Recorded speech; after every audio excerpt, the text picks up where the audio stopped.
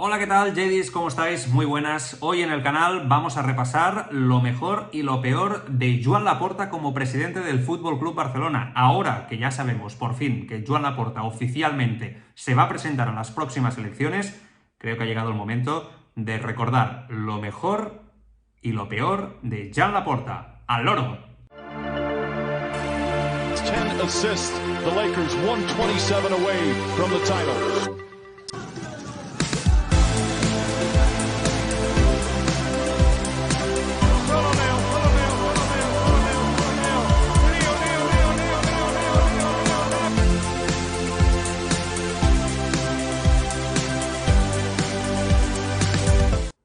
Vamos a empezar por lo peor entre comillas, porque al final todos los presidentes del Fútbol Club Barcelona tienen sus claros y oscuros, y seguramente Joan Laporta tiene esa experiencia, ¿no?, en la presidencia del Barcelona, que es un valor que le puede ayudar para llegar precisamente de nuevo a esa presidencia y ganar de nuevo las elecciones, pero también le puede evidentemente perjudicar, porque hay mucha gente ya que conoce a Joan Laporta, como digo, para lo bueno y para lo malo. Pero dentro de lo peor, lo primero que me viene a la cabeza es aquellos 10 millones que cobró del gobierno de Uzbekistán por dar un servicio con su despacho de abogados, que diréis, hombre, él como profesional puede hacerlo perfectamente. Sí, es verdad, lo puede hacer perfectamente y no se le puede decir nada, esa es la realidad, pero sí que es verdad que éticamente no gustó demasiado, sobre todo después de saber que tanto Carles Puyol como Andrés Iniesta habían cobrado por hacer ahí unos clinics también posteriormente a ese acuerdo. Fue un poco extraño todo aquello, se habló bastante de ello y es una de las sombras en esa etapa de Joan Laporta como presidente del Barcelona. Otra de esas sombras fueron seguramente los casos de las espías o de los espías, no sé, al final parece que ser presidente del Barcelona hace que sí o sí, ¿no?, haga que te tengas que ver envuelto en un caso de espías. En este caso se acusó a Joan Laporta de seguir con espías, de perseguir, de indagar en la vida privada de 4 vicepresidentes del Fútbol Club Barcelona, y quien dijo también que algunos periodistas también fueron investigados por Joan Laporta, aunque jamás se pudo demostrar nunca nada fehacientemente y realmente nunca se supo si esto era la realidad, pero sí que es verdad que en su día también fue muy comentado por el entorno del Fútbol Club Barcelona este caso de espías, insisto, de Joan Laporta con 4 vicepresidentes en su momento del Fútbol Club Barcelona.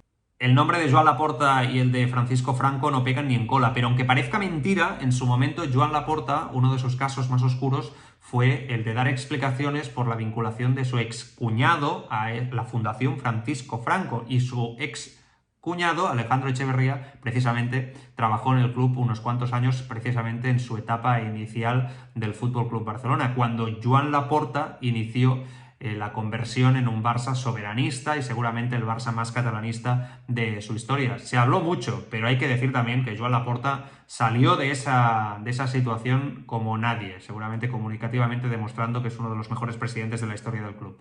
En 2008, la Junta Directiva del Fútbol Club Barcelona aprobó la compra de unos terrenos por 278 millones de euros. Poco después se supo que esos terrenos no valían para nada y el después presidente, Sandro Rosell, hizo una auditoría y comprobó que esos terrenos no costaban más de 5 millones. Fue una compra horrible donde Joan Laporta intentaba precisamente comprar patrimonio para el futuro, patrimonio que se había perdido previamente, pero realmente no estuvo ni bien asesorado y fue otra de las manchas en su etapa como presidente del Fútbol Club Barcelona.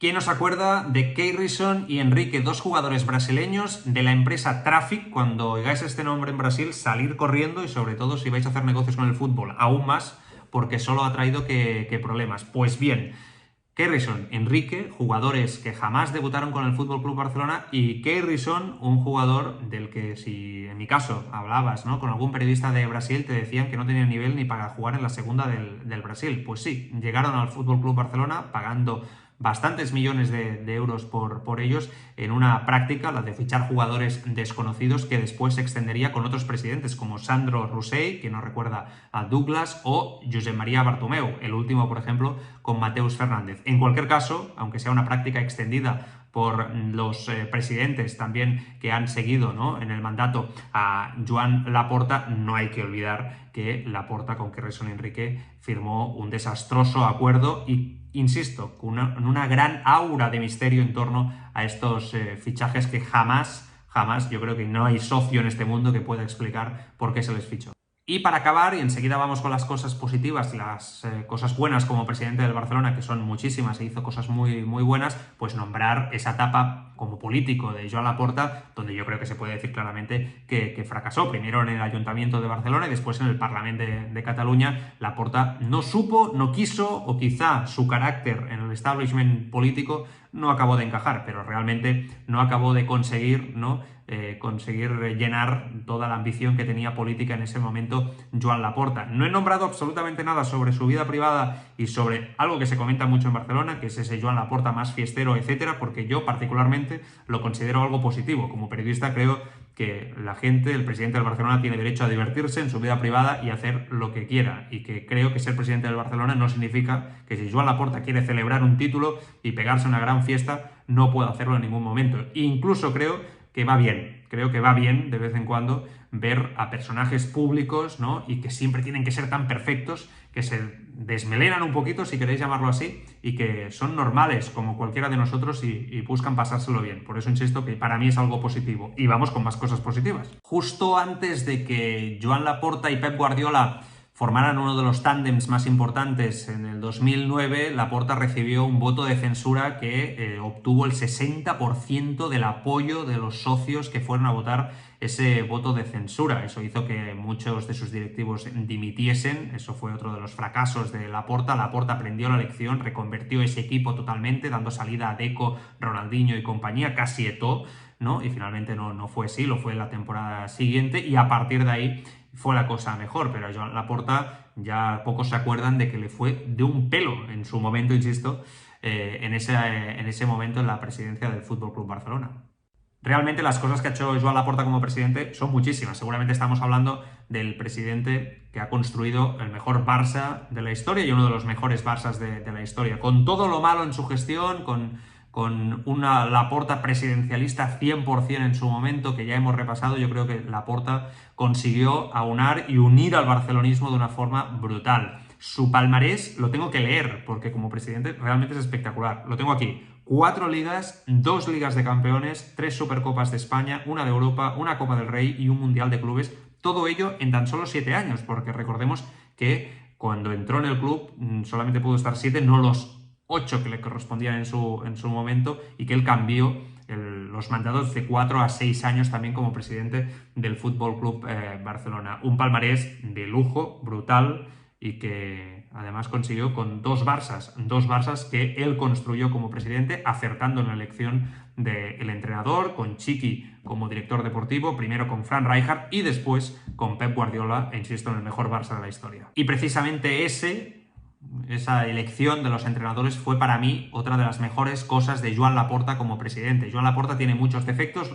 como todos nosotros los tenemos, pero es verdad que es una persona que sabe, que tiene olfato, tiene ojo para ver el talento. Es muy carismático, es un líder nato y supo ver claramente en Frank Rijkaard primero, recomendado por Johan Cruyff, y por Pep Guardiola después, que eran los hombres adecuados cuando nadie apostaba por ellos. No ha de ser casualidad que 2 personas sin experiencia, ¿no?, en el fútbol de élite fueran las 2 personas que abanderaran los Barcelonas de Joan Laporta, ganadores los 2 proyectos sin lugar a dudas durante muchísimos años. Es verdad que Laporta, cruyffista totalmente, ese ha sido otro acierto, confiar en las lecciones de Johan Cruyff, realmente le hacía caso, y que Cruyff ahí tuvo mucho que ver, pero es igual de cierto que después hay que atreverse como presidente para apostar por Frank Rijkaard sin experiencia y por Pep Guardiola con solamente experiencia, recordemos, hasta ese momento en el Barcelona B. Aparte del acierto que fue reconocido en el mundo entero de poner a UNICEF, ¿no?,